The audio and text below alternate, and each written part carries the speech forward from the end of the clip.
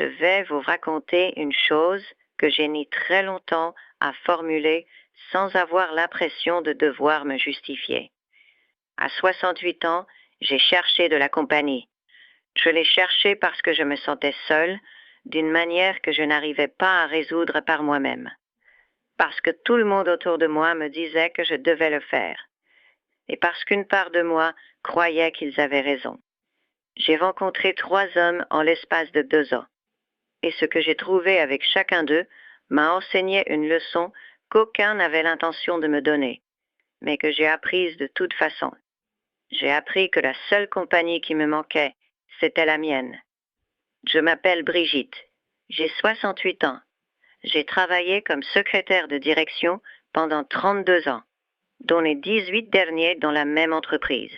Je suis partie à la retraite avec la satisfaction tranquille de quelqu'un qui a bien fait son travail pendant longtemps et qui n'a plus besoin de le prouver. J'ai été mariée à Gérard pendant 37 ans. Nous avons eu 2 enfants, Pauline et Sébastien, qui mènent leur propre vie dans leur propre ville et qui m'appellent le dimanche avec une régularité que j'apprécie. Gérard est mort il y a 3 ans, d'un problème cardiaque fulgurant, sans grand avertissement. Et quand il est parti, je suis restée dans l'appartement où nous avions vécu les 20 dernières années. Un appartement qui soudain m'apparaît grand, mais d'une grandeur différente d'autrefois. Je veux parler de la solitude avec honnêteté, car je crois que c'est un sujet que l'on aborde avec trop de détours. La solitude que j'ai ressentie après la mort de Gérard n'était ni constante ni écrasante. Il y avait des jours où l'appartement était simplement mon appartement, et je m'y sentais bien. Il y avait des semaines où mon emploi du temps de retraité, les amis, les petits-enfants quand ils venaient, les livres, les promenades matinales, remplissaient le temps d'une façon qui me paraissait complète. Mais il y avait les nuits. C'est ce que personne ne raconte jamais assez en détail. Ces nuits où le silence de l'appartement avait un poids spécifique que les jours n'avaient pas. Ce moment où l'on se couche, où il n'y a plus personne dans la maison. Ce qui, le jour, n'était que la simple réalité de vivre seul, devenait la nuit quelque chose de beaucoup plus difficile à habiter. Ce n'était pas de la peur, ce n'était pas exactement de la tristesse non plus. C'était une absence avec sa propre faune, que les livres, les séries et les attels avec Pauline ne parvenaient pas à combler totalement. C'est cela qui m'a poussé à chercher. Ce n'était pas une décision froide et rationnelle. C'était à cause de ces nuits. Et à cause du cœur de personnes autour de moi qui répétaient la même chose de différentes manières. Mes amis qui me demandaient si j'avais rencontré quelqu'un. Ma sœur qui m'envoyait des articles sur comment refaire sa vie après 60 ans. Pauline, qui m'a dit un après-midi avec la meilleure intention du monde que papa n'aurait pas voulu que tu restes seule. Ce cœur bien pensant qui entoure les veuves d'un certain âge et qui, mis bout à bout, forge un message très clair, même s'il n'est pas dit à voix haute. Être seul est un problème qui exige une solution. J'ai donc décidé de chercher la solution. Le premier s'appelait Robert. C'est mon amie Colette qui me l'a présenté lors d'un dîner chez elle. Le genre de dîner informel que Colette organise avec une fréquence qui, je le soupçonne, a tout à voir avec son envie de mettre en relation des gens qui devaient se connaître. Robert avait 71 ans, veuf depuis 5 ans, avec un sourire facile et une façon de raconter des histoires qui captivaient toute la table. Je l'ai trouvé agréable. Il m'a semblé être quelqu'un avec qui je pouvais passer du temps sans que ce soit un effort. Nos premières rencontres furent exactement cela, agréables, sans complications. Des dîners, une exposition de peinture qu'il avait suggérée parce qu'il disait aimer l'art, une balade sur le marché du dimanche où nous avons parlé de choses légères pendant 2 heures. J'ai pensé que Colette avait peut-être eu raison de nous présenter. Au bout du 3e mois, j'ai commencé à remarquer quelque chose. Ce n'était pas un incident isolé. C'était une accumulation de détails qui, pris séparément, avaient tous une explication, mais qui, mis ensemble, formaient un schéma. Avec mes 32 ans d'expérience en tant que secrétaire de direction, ce qui m'avait doté d'une capacité redoutable à lire les situations et à anticiper la suite, j'ai commencé à identifier ce schéma avec une clarté qui m'a déplu. Robert ne savait rien faire dans une maison. Je ne dis pas ça pour critiquer son caractère. Je le dis comme la description d'un fait qui devenait plus évident à chaque visite. Chez lui, c'était fonctionnel, mais ça avait cet aspect si particulier des maisons de certains hommes vivant seuls, sans jamais avoir appris à le faire. L'aspect d'un lieu géré à moitié, d'espace maintenu juste assez propre pour être habitable, sans plus. La première fois que j'y suis allé dîner, il avait commandé à manger, ce qui m'avait semblé très bien. La deuxième fois aussi. La troisième fois, il m'a demandé si je savais cuisiner un plat en particulier, parce que cela faisait des semaines qu'il n'avait rien mangé de vrai. Il l'a dit avec une innocence qui, je le crois sincèrement, n'était pas calculée. Il ne voyait tout simplement pas le problème dans sa question. J'ai commencé à remarquer que lorsque Robert venait chez moi, il y avait toujours quelque chose. Un bouton qui était tombé de sa veste, un appel qu'il n'arrivait pas à passer sur son nouveau téléphone, une facture qu'il ne comprenait pas, des petites choses, chacune avec sa justification, mais qui trouvaient systématiquement leur résolution lors de ses visites. Avec le temps, j'ai compris que ce n'était pas des coïncidences. C'était la façon dont Robert se reliait aux femmes de sa vie. Sa mère jusqu'à sa mort, sa femme jusqu'à sa mort, et maintenant, de façon insidieuse et sans que personne ne prononce le mot « moi ». Ce n'était pas un homme mauvais. C'était un homme arrivé à 71 ans sans jamais avoir eu besoin d'apprendre à évoluer dans le monde autrement, parce qu'il y avait toujours eu quelqu'un pour gérer le quotidien à sa place. Et cette personne, si je le permettais, allait désormais être moi. J'ai rompu avec Robert lors d'une conversation cordiale et brève. Je lui ai dit que je ne pensais pas que nous étions compatibles. Je ne me suis pas justifié davantage. Il n'y avait rien à expliquer qui puisse être dit sans blesser. Et pourtant, la blessure aurait été juste, car la vérité l'était, mais il n'était pas nécessaire de la prononcer. Le deuxième a été Michel. Je l'ai rencontré 3 mois après Robert, dans un club de marche qu'une voisine m'avait recommandé.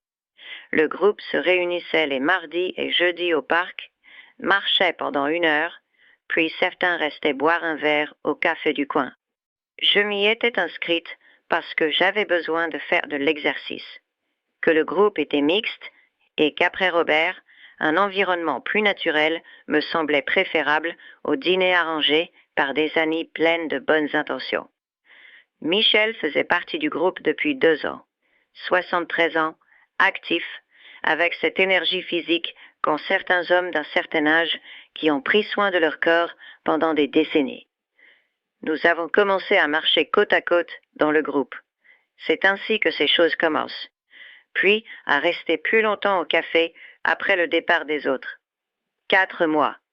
4 mois qui ont parfaitement fonctionné d'une manière qui n'avait pas marché avec Robert.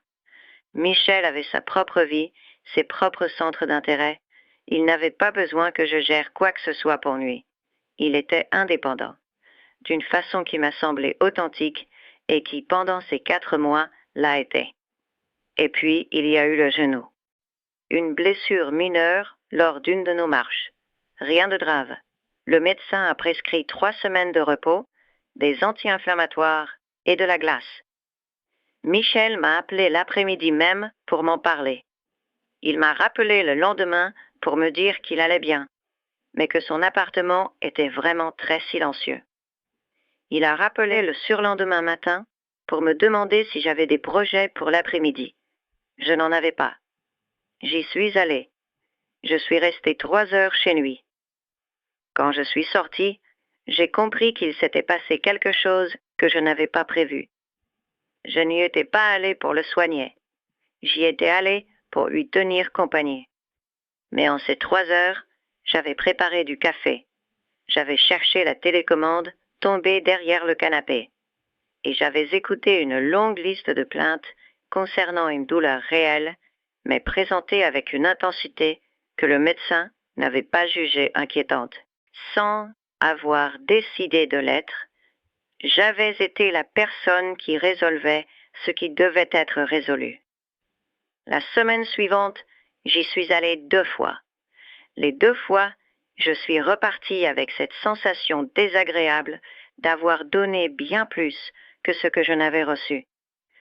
Avec Robert, j'avais mis des mois à identifier cette sensation. Avec Michel, il m'a fallu quelques jours. Quand le genou de Michel a guéri et qu'il est revenu marcher, tout est redevenu comme avant. Michel indépendant, Michel avec sa vie, Michel qui n'avait besoin de l'aide de personne. Mais moi, j'avais vu ce qui surgissait dès que l'indépendance rencontrait un obstacle. Et ce qui surgissait, c'était l'attente implicite que je sois disponible pour gérer la crise. J'ai rompu avec Michel, lui aussi, avec la même cordialité expéditive que la première fois. Et je suis resté un moment à réfléchir. J'en étais à 2 tentatives et 2 échecs qui avaient beaucoup plus en commun qu'ils n'en avaient l'air. Le 3e a été Charles. Charles a été le plus difficile des 3, parce qu'il était sincèrement différent là où ça comptait. 69 ans, architecte à la retraite, avec une bibliothèque chez lui que j'ai passé ma première visite à parcourir, avec cette joie si particulière de trouver quelqu'un qui lit les mêmes choses que vous. Il avait des opinions, de vraies opinions, qu'il défendait avec des arguments quand nous n'étions pas d'accord, sans céder par simple politesse, ni se braquer par orgueil. J'ai trouvé cela rare et précieux. 6 mois, les 6 meilleurs mois de mes 2 années de recherche.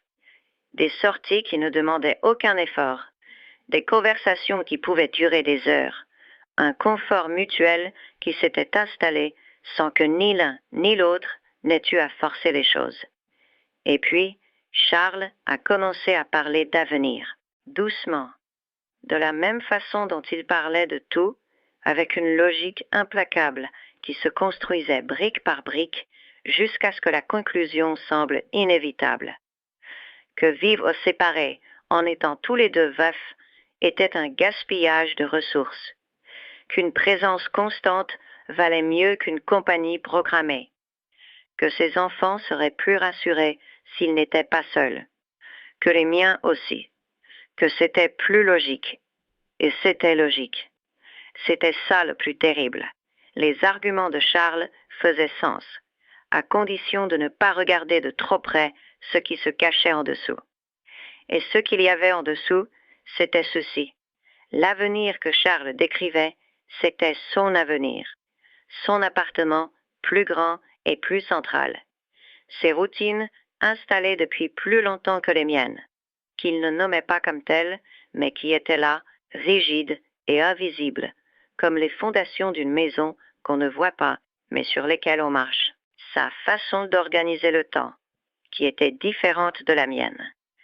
Ces différences pendant 6 mois avaient été stimulantes parce qu'elles étaient optionnelles. Dans une vie commune, elles seraient devenues étouffantes, car elles n'auraient plus été une option.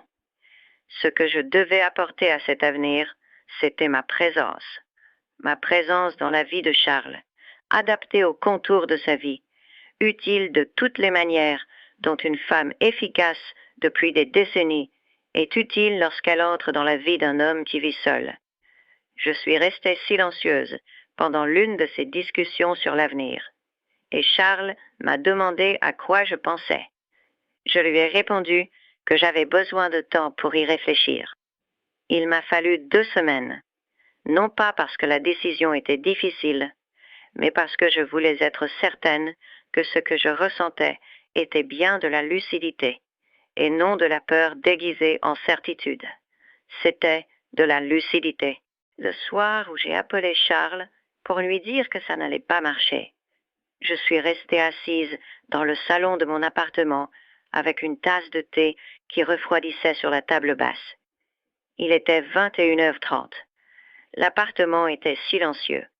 Le même silence que 3 ans plus tôt, lors de ces nuits suivant la mort de Gérard. Ce silence qui m'avait poussé à chercher ce que je venais de trouver et de rejeter pour la 3e fois. Mais le silence n'était plus le même. Je ne sais pas exactement quand il a changé, ni à quel moment précis il a cessé d'être un silence qui pèse pour devenir un silence qui apaise. C'est peut-être venu progressivement, au fil de ces 2 années de recherche, de déception et d'apprentissage. Oh, peut-être que c'est arrivé ce soir-là, spécifiquement, assise devant mon thé froid, en réalisant que j'avais refusé 3 versions différentes de la même offre, et qu'aucune de ces 3 fois, je n'avais eu l'impression de passer à côté de quelque chose que je désirais vraiment. Ce que j'avais cherché n'était pas ce que j'aurais trouvé avec aucun de ces 3 hommes. Ce que j'avais cherché, même si je ne l'avais pas nommé ainsi au départ, c'était de ne plus me sentir seule pendant ces fameuses nuits lourdes. Et ce que ces 2 années de quête m'avaient appris, de la seule manière dont on apprend ces choses, c'est-à-dire en les vivant, c'est que la solitude que je ressentais n'allait pas être résolue en faisant entrer quelqu'un chez moi. Ce qui guérit cette solitude-là est un processus plus lent, plus intérieur, et qui ne dépend d'aucun pas franchissant le pas de la porte. Cela dépend de l'apprentissage d'être avec soi-même, d'une manière qui ne nécessite pas une distraction constante. Trouver dans sa propre compagnie quelque chose qui n'a pas besoin d'être complété par quelqu'un de l'extérieur. Construire une vie qui se suffit à elle-même, non pas comme une résignation, mais comme un véritable choix. Ça ne s'apprend pas du jour au lendemain. Je l'apprends encore. Il y a des nuits qui pèsent encore plus que d'autres, et je ne vais pas prétendre que la décision de ne plus chercher a tout réglé par magie. Mais ce qu'elle a réglé, c'est cette couche supplémentaire d'épuisement qui venait du fait de chercher dans des endroits qui n'avaient pas ce dont j'avais besoin, et d'en ressortir avec moins d'énergie qu'en y entrant. Ce que j'ai aujourd'hui, en revanche, c'est ça. Mon appartement organisé exactement comme je l'entends. Mes après-midi disponibles pour ce qui en vaut la peine selon mes propres critères.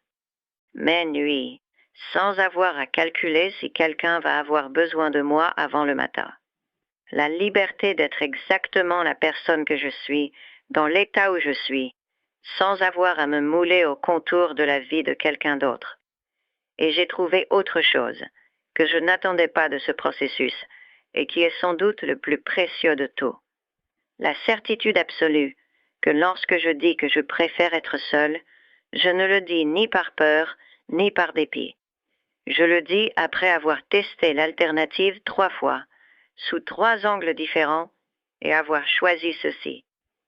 Cette différence entre la solitude qu'on subit parce qu'on n'a rien trouvé de mieux, et la solitude qu'on choisit parce qu'on a vu ce qu'il y a de l'autre côté et qu'on préfère sa propre paix, cette différence change absolument tout. Je ne dis à personne de faire comme moi. Chaque femme a son histoire, sa situation, et ce qui a fonctionné pour moi peut ne pas fonctionner pour une autre. Il y a des femmes qui ont trouvé une compagnie véritable et saine après 60 ans, et je n'ai aucune raison de croire que ça n'existe pas. Mais ce que je dis, c'est ceci. Si vous cherchez quelqu'un uniquement parce que vous sentez que vous devez le faire, parce que le cœur autour de vous vous répète que la solitude est une maladie à soigner, arrêtez-vous un instant. Demandez-vous si ce que vous cherchez est ce que vous voulez vraiment ou si c'est la version de ce qu'on vous a dit de vouloir, parce qu'il y a une différence monumentale. Et cette différence, si vous ne l'examinez pas avant de commencer à chercher, elle vous rattrapera inévitablement en cours de route. Il vaut mieux la regarder en face avant de partir. Avez-vous essayé de chercher de la compagnie après vous être retrouvé seul pour y découvrir quelque chose que vous n'attendiez pas?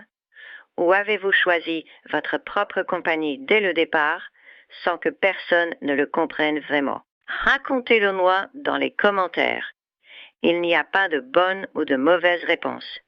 Il n'y a que des réponses honnêtes et ce sont celles-là qui m'intéressent.